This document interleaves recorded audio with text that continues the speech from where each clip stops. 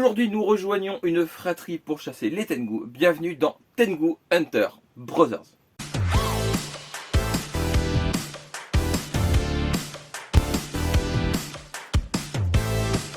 Graou les gens, vous allez bien? C'est les Goshi et les Goshi. On se retrouve aujourd'hui pour une présentation manga d'un giga coup de cœur inattendu. Alors clairement, enfin inattendu. C'est un manga que j'attendais beaucoup. Je pensais que j'aimerais, mais vraiment pas à ce point. Il s'agit de Tengu Hunter Brothers ou Tengu Hunter Brothers. Mais je suis pas sûr. Tengu Hunter Brothers est un manga de Shinta Arekawa. Donc il y a 2 tomes en France chez Michel Lafon.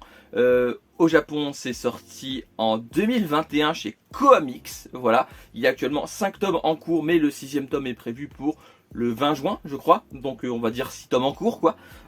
Ils sont vendus au prix de 7,95 € et c'est un manga incroyable. Je vais vous dire tout de suite de quoi ça parle. On y suit un jeune exorciste du nom de Mamoru Yamaemori, qui a un nom de famille pas facile à prononcer, qui vit dans un temple avec ses 2 frères, voilà, ses 2 petits frères pour être précis. Le but de la famille Yamaemori est de vaincre les Tengu qui habitent dans la montagne. Du coup, ils protègent les habitants qui habitent les villages aux alentours de cette dite montagne. Mais un jour, lors d'une mission un peu périlleuse, Mamoru se révèle avoir un pouvoir inédit et inattendu. Il est en fait à moitié Tengu. Pour quelqu'un qui les chasse, c'est ballot. Un autre exorciste s'en mêle alors, disant que Mamoru est une menace pour ses frères, pour l'humanité en général. Mais Mamoru se révèle capable de contrôler en partie cette puissance. Donc avec l'aide de ses 2 frères et de ce nouvel arrivant dans leur vie, il va essayer de maîtriser son pouvoir de Tengu pour affronter ces derniers et même abattre leur chef afin de débarrasser le monde des Tengu. Il y a un petit côté kaiju numéro 8, juste dans le fait que le héros a le pouvoir des êtres qu'il veut battre. C'est vraiment juste le seul point commun entre les 2 œuvres. Mais en vrai, dans la forme, il y a plus un côté Demon Slayer en soi. Le côté fratrie, le côté très fraternel, le côté un des membres a des pouvoirs démoniaques et il l'aide. Enfin voilà, vous voyez un peu cette relation que j'aime vraiment beaucoup entre les 3 frères, qui est pour moi le point le plus important et le plus réussi du manga. Clairement, cette fratrie est vraiment très touchante. J'aime beaucoup leur relation, j'aime beaucoup leur côté on sera toujours là les uns pour les autres, quoi qu'il arrive, quoi qu'il advienne.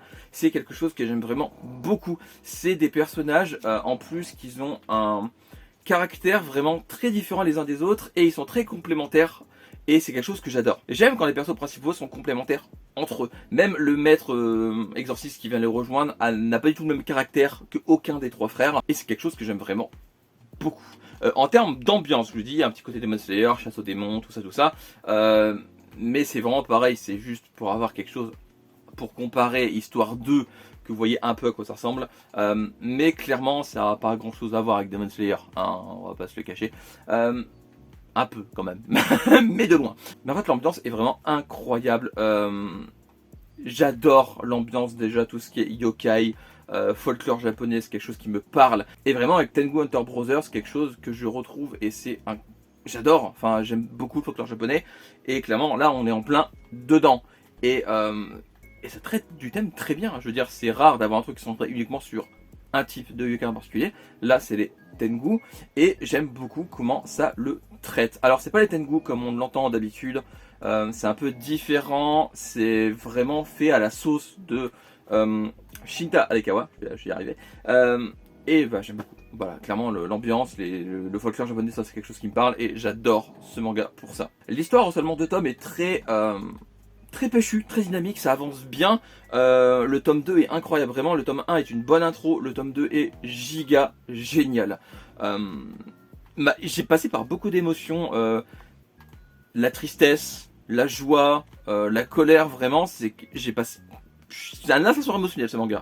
Et j'adore le fait que tout peut arriver. En vrai, le manga nous le fait comprendre très vite, que l'histoire peut très vite basculer sur autre chose. Et c'est très cool. Voilà, c'est très cool. J'aime beaucoup l'histoire, j'aime beaucoup comment ça avance. Et pour moi, c'est un autre des gros points forts de ce manga.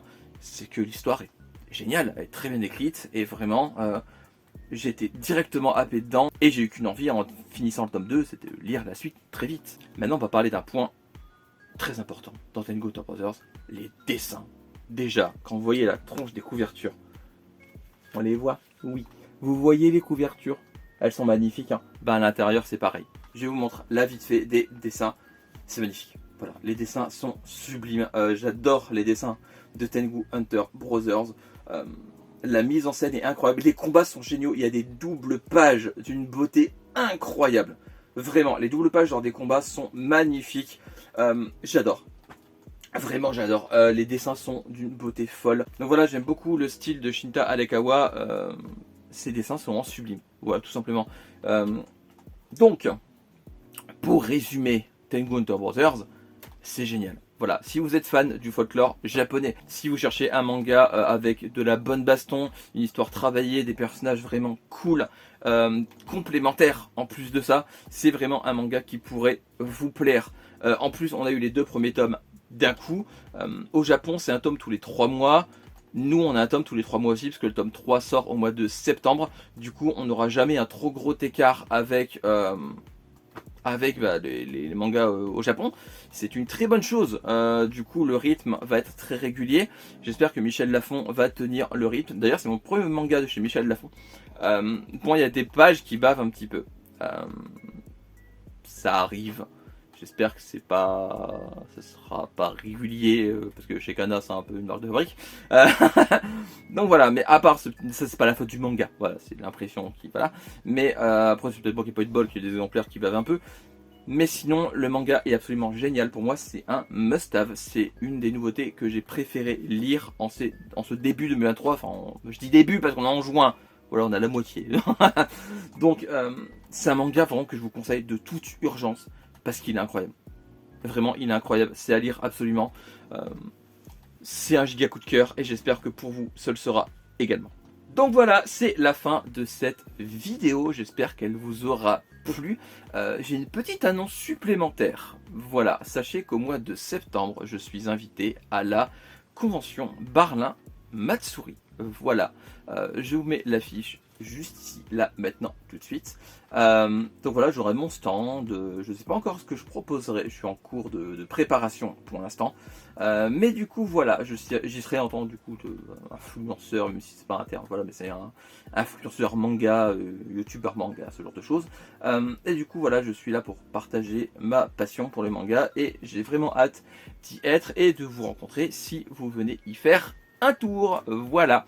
J'espère que la vidéo vous a plu, n'hésitez pas à faire vos retours en commentaire si c'est un manga que vous avez lu ou que vous aimeriez lire, ou si dans votre wishlist, si vous l'avez mangé au petit-déj, enfin je vous conseille pas, c'est des pages, c'est pas très digeste.